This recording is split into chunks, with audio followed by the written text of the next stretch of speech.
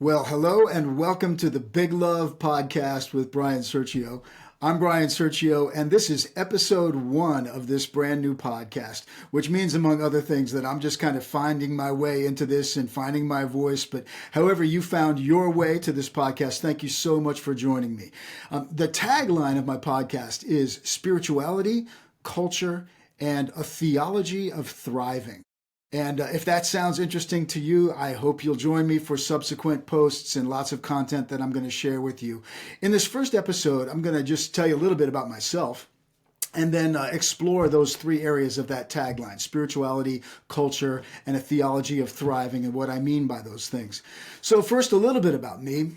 I would say, if I had to sum myself up, that I am a person who's been on a deep, conscious, spiritual journey for a long time. And that's really what I'm going to be focusing on. I'm calling this podcast the Big Love Podcast because Big Love is one of my favorite names for God, or whatever you would call the higher power, the creator, the source, the energy of the universe, him, her, it, them. As you'll see, I am outside the box and wide open in terms of how we explore who or what the divine is together.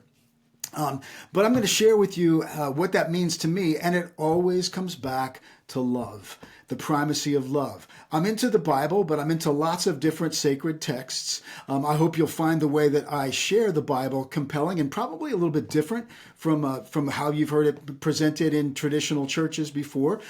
I am an ordained minister in the United Church of Christ. That's my denomination. I've been a local church pastor for 4 years after I graduated from seminary many years ago, Princeton Theological Seminary, if you're curious which one. And then the last 7 years, just recently, I was also pastor of a wonderful little progressive church in a town called McFarland, just outside Madison, Wisconsin. McFarland UCC. Was a pastor there for 7 years and just ended that in July of 2025. And shout out to any of you McFarland UCC friends who may be finding your way to this. And I hope you find this meaningful.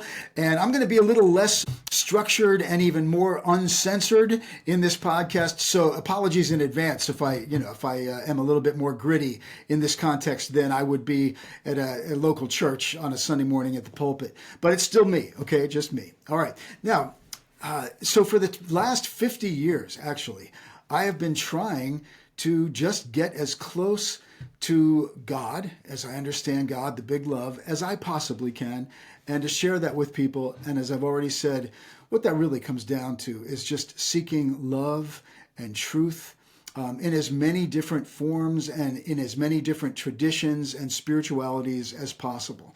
So while I am a Christian, and I would call myself a progressive Christian, but all the labels are problematic, and I agree with a friend of mine named Rich Wolf, who years ago said, I'm always suspicious when anybody puts an adjective in front of the word Christian.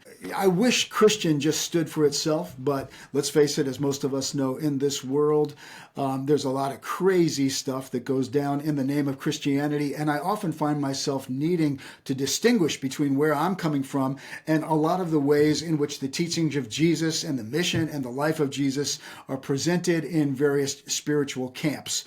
And certainly when it comes to things like Christian nationalism, which you hear a lot about these days, and how that plays out politically with Christians who want to enforce their particular way of being Christian on others, which can be very controlling. I'll get into podcast episodes that explore that and why I think that's actually very dangerous. But again, getting back to where I'm coming from and what I stand for, it's about truth and love and justice and mercy and grace and all those beautiful truths that my favorite spiritual teacher, or one of them, Richard Rohr, refers to as the perennial tradition. Those truths that run through just about every major spiritual tradition. Those have always been what have called to me the most, and at the heart of it always is love. As it says in 1 John chapter 4, God is love. So love's always going to be my North Star. That's what's going to guide everything that I say and do in this podcast, and that's what I hope to share with you. All right, now, spirituality. One thing I forgot to say. I've also been a musician for 32 years. I had a freelance musical ministry, and I traveled around, and I'm a songwriter, a recording artist, did a lot of concerts and retreats, did a lot of work with junior and senior high youth over the years. I have a website that focuses on my music. It's just my last name, Sirchio.com, if you're curious. My music's all over the place. I'll talk about that in other episodes, but I actually have an entirely different podcast called Just and Generous Worship Music that focuses on that. This podcast is going to be about spirituality, culture, and a theology of thriving. So, spirituality will explore all those different modalities, different traditions.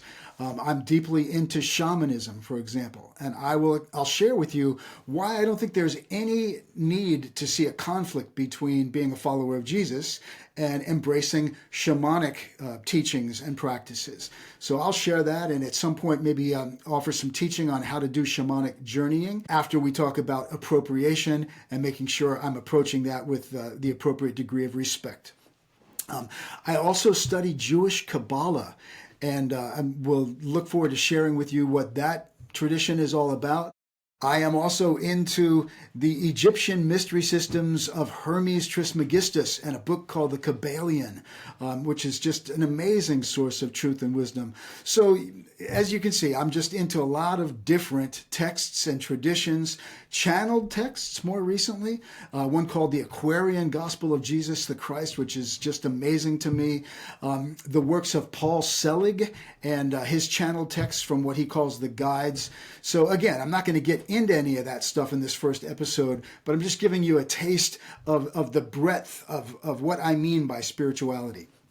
And hopefully, you'll ask questions and leave comments. And if there's something that you would like me to elaborate on more or teach about more or share with you more, that's what we'll do. I'm trying to create a platform where we can interact and I can be as helpful to you. I just want to serve your journey in whatever way I possibly can.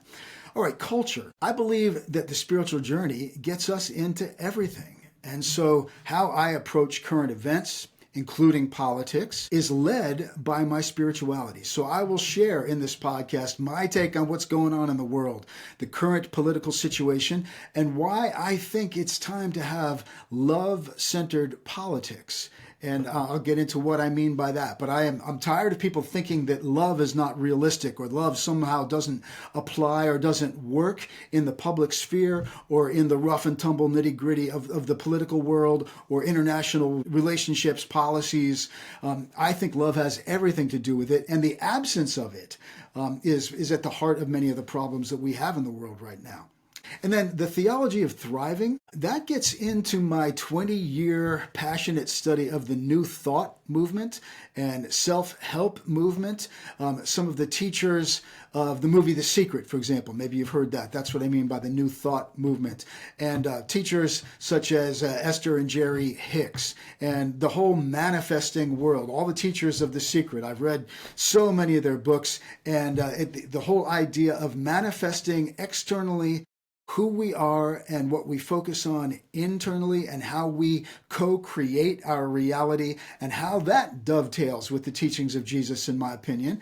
And so I will get into a lot of that, and that will also get into the whole area of money and financial prosperity and abundance, welcoming abundance, not having a scarcity mentality. I've been on a deep journey studying scripture around all those issues.